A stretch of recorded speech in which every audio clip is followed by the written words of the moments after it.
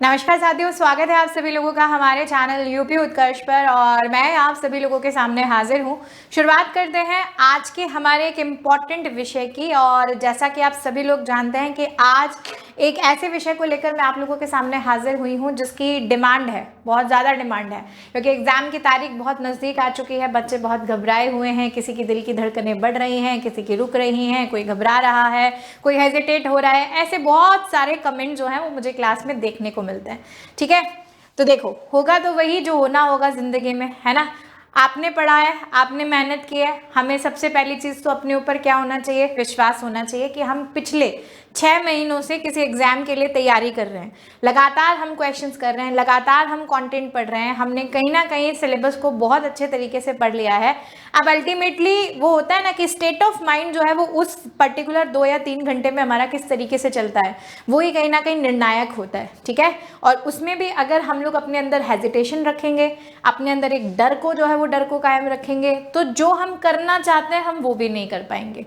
ठीक है, तो जहाँ तक एक बात है ना कि हो सकता है कि आपके साथ एग्जाम देने वाले बहुत सारे बच्चे ऐसे भी हों जिन्होंने शायद अभी तैयारी करना शुरू किया है, जिन्होंने सोचा है कि शायद 17 जनवरी को एग्जाम है, अभी थोड़ा बहुत पढ़ लेते हैं, बायोलॉजी के स्टूडेंट तो हैं ही, और एग्जाम में जो है वो अपनी तैयारी कर एग्जाम में इतना पढ़ के कुछ ना कुछ तो हम कर ही आएंगे।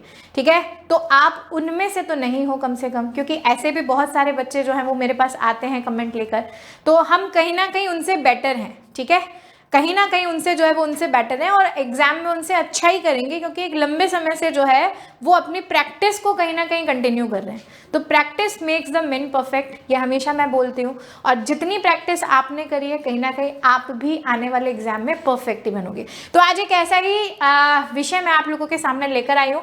बच्चों के बहुत क्वेश्चन रहते हैं कि मैम एग्जाम आने वाला है, आप प्लीज़ हमें ये बता दो कि हम आने वाले ये जो हमारे पास दिन बचे हैं इसमें किस तरीके से अपनी पढ़ाई करें, क्या पढ़ें क्या नहीं पढ़ें मैम, किस चीज़ को पढ़ें किस चीज़ को छोड़ें, तैयारी कैसे करें, लास्ट टाइम पे हमें क्या करना चाहिए। ठीक है, तो एक बहुत कहते हैं ना कि बहुत हॉट टॉपिक मेरी क्लासेस में ये रहता है। तो मैंने सोचा कि आज इस पर्टिकुलर विषय को लेकर एक वीडियो आप लोगों के लिए बना देते हैं, जिसमें सभी बच्चे कहीं ना कहीं इस चीज़ से क्या हो जाएंगे, लाभान्वित यहाँ पर हो जाएंगे। तो यूपी एलटी ग्रेड 2025 बायोलॉजी, और इसी बायोलॉजी विषय की तैयारी करने वाले सभी विद्यार्थियों के लिए टॉपर्स कैसे पढ़ते हैं, है ना। हम सबको टॉपर बनना है। मैं ये नहीं कहूँगी कि आप टॉपर, तो देखो वैसे तो बनेगा तो कोई एक या दो ही, है ना, लेकिन हम सबके अंदर से दिल्ली इच्छा होती है कि हमें क्या बनना है, टॉपर बनना है।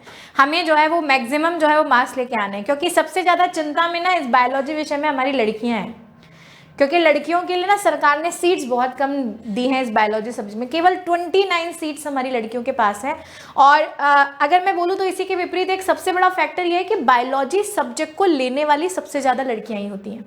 मतलब बॉयज़ जो है वो बॉयज़ बहुत कम होते हैं, तो बॉयज़ के पास तो एक बहुत अच्छी अपॉर्चुनिटी है, लेकिन हमारी जो लड़कियां हैं उन लड़कियों में कड़ा कंपटीशन है इस चीज़ को लेकर कि उन 29 में हमारा नाम कैसे आएगा, है ना। ये बात बिल्कुल फैक्ट है। और हालांकि लड़कियों में कंपटीशन बहुत ज़्यादा भी है, क्योंकि एज़ कम्पेयर टू बॉयज़ ना गर्ल्स की संख्या बायोलॉजी विषय में बहुत ज़्यादा होती है। ठीक है, तो जो कांटे की टक्कर होने वाले हैं ना, वो कांटे की टक्कर लड़कियों के बीच में ही यहाँ पर जो है वो यहाँ पर होने वाली है। तो आज उसी विषय को ध्यान में रखते हुए लास्ट 20 डेज की स्ट्रैटेजी प्लस ये जो एक क्वेश्चन हमारे सामने है, इसके बारे में जो है वो हम लोग यहाँ पर डिस्कस करेंगे। तो आप फटाफट से सेशन को शेयर कर दीजिए अपने सभी साथियों के साथ। मैं चाहती हूँ कि सब लोग इस चीज़ को आज ध्यान से सुने और अच्छे से जो है वो अच्छे से पढ़ें। देखो, सबसे पहला क्वेश्चन जो है वो क्वेश्चन हमारे पास था, टॉपर्स कैसे जो है वो कैसे पढ़ते हैं, है ना। मैम क्या उनके पास कोई जादुई पेन होता है, क्या उनके पास कोई जादुई दिमाग होता है जिससे वो टॉपर जो है वो टॉपर बन जाते हैं? तो ऐसा कुछ नहीं होता। जैसे आप एक सामान्य स्टूडेंट हो, वो भी एक सामान्य स्टूडेंट है। बस कहते हैं ना कि चीज़ें अलग नहीं होती, चीज़ों को करने का तरीका अलग होता है। ठीक है, मतलब अगर कहें तो थिंग्स आर नॉट डिफरेंट, आसपास जो चीज़ें देख रही हैं उनके पास कुछ अलग नहीं है, लेकिन हाँ उस चीज़ को एग्जीक्यूट करने का तरीका जो है वो क्या है, अलग है। तो यहाँ पर कहीं ना कहीं हमें जो है वो हमें एक स्मार्ट स्टडी जो है वो स्टडी इस टाइम बहुत ज़रूरी है। देखो, डिटेल में चीज़ें आप सब लोगों ने बहुत पढ़ ली हैं, है ना। इवन अगर मैं यहाँ पे कहूँ तो सारे टॉपिक्स जो है वो टॉपिक्स आपने बहुत अच्छे से क्या कर लिए हैं, डिस्कस जो है वो डिस्कस यहाँ पर कर लिए हैं। लेकिन इन्हीं सारे टॉपिक्स को डिस्कस करने के बाद आज जो सबसे इंपॉर्टेंट चीज़ हमारे सामने है ना इस समय लास्ट 20 डेज में, वो है स्मार्ट स्टडी। अब आप बोलोगे कि मैम स्मार्ट स्टडी क्या होती है? तो देखो, स्मार्ट स्टडी करने के इस समय जो है वो कुछ तरीके हमारे सामने हैं। आपने एक बार कोर्स को पूरा थॉरो आउट कर लिया। मैं जहाँ तक समझती हूँ कि 100% कोर्स एक बार सभी बच्चों ने पढ़ लिया होगा, जो सीरियस बच्चे हैं, है ना, जो सीरियस बच्चे हैं, जो उस वैकेंसी को लेके बहुत सीरियस हैं, एक बार अपने कोर्स को आप लोग पढ़ चुके होंगे। और इवन मैं मान के चलती हूँ कि कम से कम नहीं तो 1000 से 1500 क्वेश्चंस की प्रैक्टिस जो है वो प्रैक्टिस भी हमारे बच्चे कर चुके होंगे। इवन जो मेरी क्लास में रेगुलर है बच्चा, वो इससे ज़्यादा ही प्रैक्टिस कर चुका होगा। तो ये काम तो मैम हमने कर लिया, ठीक है। लेकिन अब इस काम को करने से हमें यहाँ पे आना है, हमें क्या बनना है, हमें टॉपर जो है वो टॉपर बनना है। तो अब हम क्या करें मैम? तो देखो, सबसे पहले इंपॉर्टेंट चीज है सेलेक्ट इंपॉर्टेंट टॉपिक्स, है ना, इंपॉर्टेंट टॉपिक्स। और वो इंपॉर्टेंट टॉपिक्स जिनमें से मैक्सिमम क्वेश्चंस जो हैं वो आने के चांसेस बनते हैं। ऐसा नहीं है, मैं ये किसी भी बच्चे से नहीं कहूँगी कि आप सिर्फ उन्हीं टॉपिक्स को पढ़ो जिससे आपको लगता है कि आपके ज़्यादा क्वेश्चन बनेंगे। मैं बिल्कुल नहीं कहूँगी ऐसा आप लोगों से, ठीक है। आपको पूरा सिलेबस पढ़ना है, अच्छे से पढ़ना है, क्योंकि ये एग्ज़ाम आज से 7 साल पहले हुआ था। 7 साल पहले जो भी एग्जामिनेशन का पैटर्न था, एग्जामिनर था, जो मेंटल सेट था एग्ज़ाम लेने का, जो एक कॉम्पिटिशन एनवायरनमेंट था, वो सब कुछ बहुत डिफरेंट था। 7 साल में दुनिया बदल जाती है, हम बदल जाते हैं, इंसान बदल जाते हैं, पोजीशंस बदल जाती हैं, एग्जामिनर्स बदल जाते हैं, आयोग बदल जाते हैं, ठीक है। तो बहुत कुछ 7 साल में बदल जाता है। तो उस पैटर्न को लेके सिर्फ अपने माइंड में मत चलो, ठीक है, कि केवल वही पैटर्न जो है उसमें अगर इस चैप्टर से क्वेश्चन ज़्यादा आए थे तो इस बार ही आएंगी। नहीं, आपको एक बार पूरा सिलेबस पढ़ना है। लेकिन आप में से वो सभी बच्चे जो पिछले 6 महीने से बहुत सीरियसली पढ़ाई कर रहे हैं, जिन्होंने अपना कंप्लीट सिलेबस पढ़ लिया है, अब ये समय है कि आप इंपॉर्टेंट टॉपिक्स को क्या करो, सेलेक्ट करो, ठीक है। वो इंपॉर्टेंट टॉपिक्स जहाँ से बायोलॉजी विषय से जितने भी टीचिंग एग्जाम्स होते हैं वहाँ पर बढ़िया बढ़िया अच्छे अच्छे क्वेश्चंस पूछे जाते हैं। और मैं जहाँ तक समझती हूँ आप सब लोग बहुत इंटेलिजेंट हो। बायोलॉजी में अगर हम लोग बॉटनी में चलें, देखो प्लांट फिजियोलॉजी बहुत इंपॉर्टेंट टॉपिक है, प्लांट किंगडम बहुत इंपॉर्टेंट टॉपिक है, इकोलॉजी एंड एनवायरनमेंट में बहुत इंपॉर्टेंट टॉपिक है। क्वेश्चन जो है वो हमसे क्या किए जाते हैं, पूछे जो है वो पूछे यहाँ पर जाते हैं। जेनेटिक्स एक बहुत अच्छा टॉपिक है ना, जो हमसे क्या किया जाता है, जिसमें से क्वेश्चन पूछे जाते हैं। तो यू नो वेरी वेल। अगर हम लोग जूलॉजी की तरफ आएंगे तो एनिमल किंगडम बहुत इंपॉर्टेंट है, ठीक है। इवन बॉटनी में एंजियोस्पर्म की फैमिलीज बहुत इंपॉर्टेंट है, ठीक है, वो एक बहुत अच्छा टॉपिक है। एनिमल किंगडम बहुत इंपॉर्टेंट है। ह्यूमन फिजियोलॉजी से क्वेश्चन हमारे पास अच्छे अच्छे जो हैं वो क्या किए जाते हैं, पूछे यहाँ पर जो है वो यहाँ पर जाते हैं, ठीक है। इवन जूलॉजी की तरफ अगर हम लोग जाएंगे तो जेनेटिक इंजीनियरिंग, है ना, जेनेटिक कोड से लेकर काफ़ी सारे अच्छे क्वेश्चन, क्योंकि लेटेस्ट टेक्नोलॉजी है तो वहाँ से प्रश्न हम लोगों से क्या किए जा रहे हैं, पूछे जा रहे हैं। तो आप सब लोगों को पता है कि ये कुछ ऐसे टॉपिक्स हैं जिनका वेटेज बहुत ज़्यादा है मैम, जिनमें से क्वेश्चन ज़्यादा बनेंगे। क्योंकि यहाँ पे ऐसा तो है नहीं कि 10-20 क्वेश्चन में पूरा सिलेबस खत्म कर देंगे, नहीं, आपके पास 120 क्वेश्चंस आने वाले हैं, जिसमें से 60 बॉटनी के होंगे, 60 जो है वो किसके होंगे, जूलॉजी के यहाँ पे होंगे। तो सबसे पहले तो इन इंपॉर्टेंट टॉपिक्स को सेलेक्ट करो, और सेलेक्ट करने के बाद इन्हें एक बार जो है वो क्या करो, रिवाइज करो, ठीक है। कर लिया रिवाइज।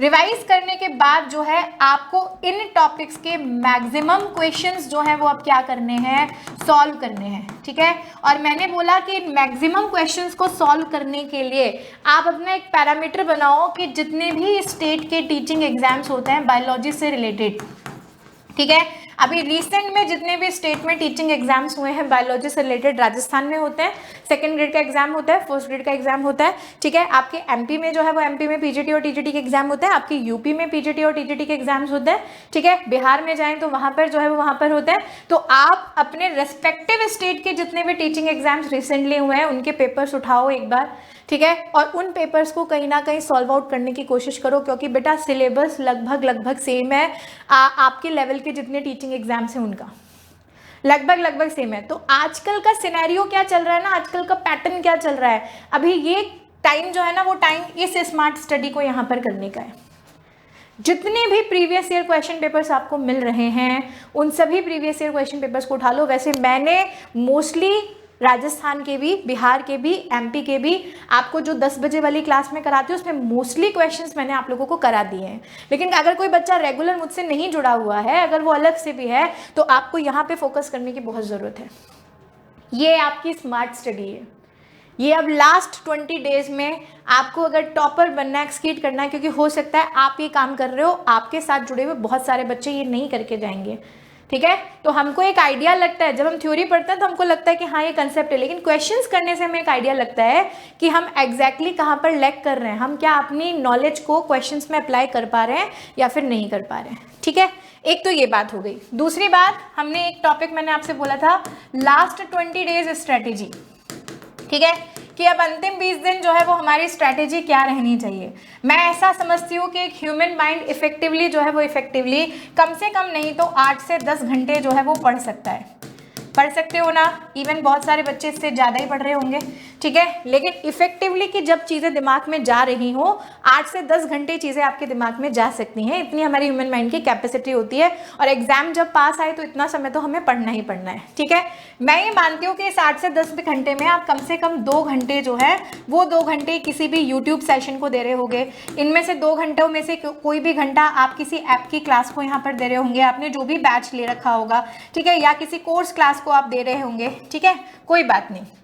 फिर भी हमारे पास कितने घंटे बचते हैं? फिर भी हमारे पास लगभग 6 से 8 घंटे बचते हैं।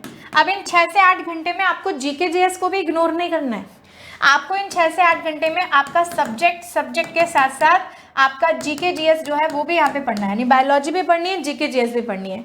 इन 6 से 8 घंटे में डेली कोशिश करो कि इनमें से भी 2 घंटे जो है वो आप किसको दोगे? जीके जीएस को दोगे, क्योंकि वो 30 नंबर बहुत निर्णायक होंगे आपकी मेरिट बनने में।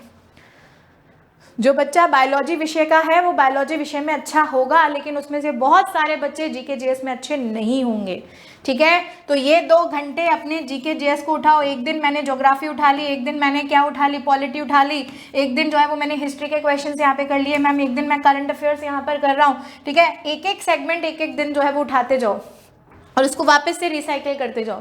आज 2 चैप्टर करें, अगले सप्ताह फिर मैं 2 चैप्टर करूंगा, फिर ऐसे। अब आपके पास अपने सब्जेक्ट के लिए कितने घंटे बचे? 4 घंटे मैंने यहाँ से जो है वो यहाँ से हटा दिए। मैं ये मान के चलती हूँ कि 4 से 5 घंटे जो हैं वो 4 से 5 घंटे आपके पास किसके लिए बचते हैं? सब्जेक्ट के लिए बचते हैं, ठीक है।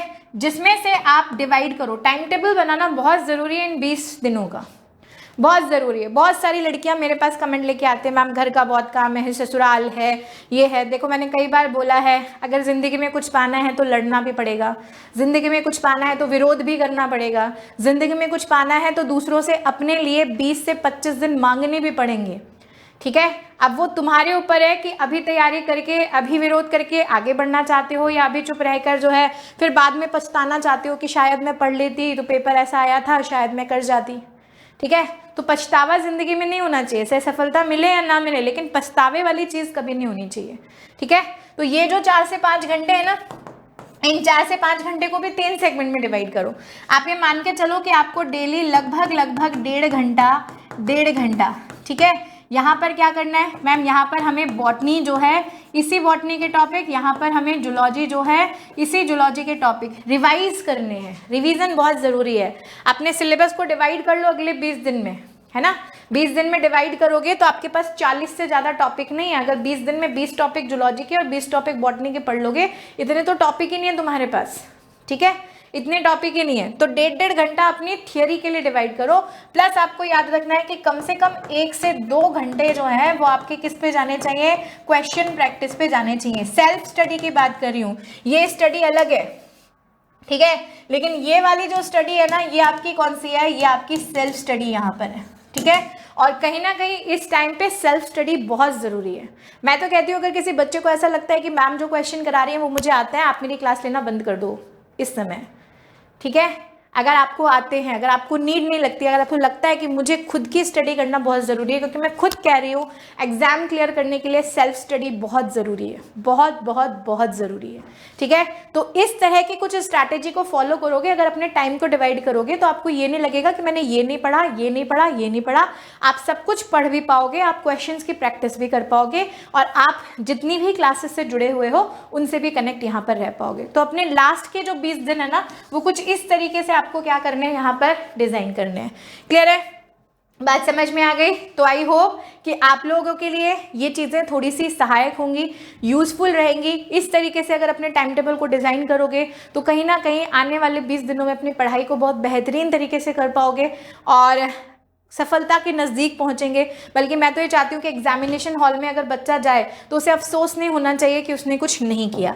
ठीक है, साथ ही साथ मैं आपको बता देती हूँ यहाँ पर कि बहुत सारे बच्चे जिनके पास क्वेश्चंस का बंच नहीं है, जिनको समझ में नहीं आ रहा कि हम कौन से क्वेश्चंस को पढ़ें, कौन से मोस्ट इंपॉर्टेंट क्वेश्चन है जिनकी हमें प्रैक्टिस करनी चाहिए, तो हमने यूपीएलटी ग्रेड का एक एमसीक्यू बैच लॉन्च कर रखा है बायोलॉजी और उर्दू के लिए। ठीक है, तो इसमें बायोलॉजी प्लस जीके जीएस दोनों के क्वेश्चन आपको मिलने वाले हैं, 1500 प्लस क्वेश्चन। और उर्दू जो है उस उर्दू में भी यही 1500 प्लस क्वेश्चन की प्रैक्टिस कराने वाले हैं और वो प्रैक्टिस हम लोग लाइव कराते हैं क्लासेस में।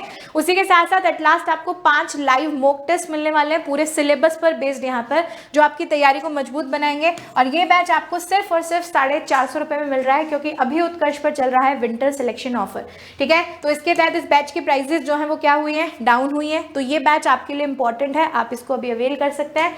साथ ही साथ अगर आप उत्तर प्रदेश का और भी कोई ऑनलाइन कोर्स खरीदना चाहते हैं तो हमारा विंटर सिलेक्शन ऑफर अभी चल रहा है, 30 दिसंबर तक ये ऑफर वैलिड है, जिसमें आपको सभी कोर्सेज पर अप टू 90% ऑफ मिल रहा है।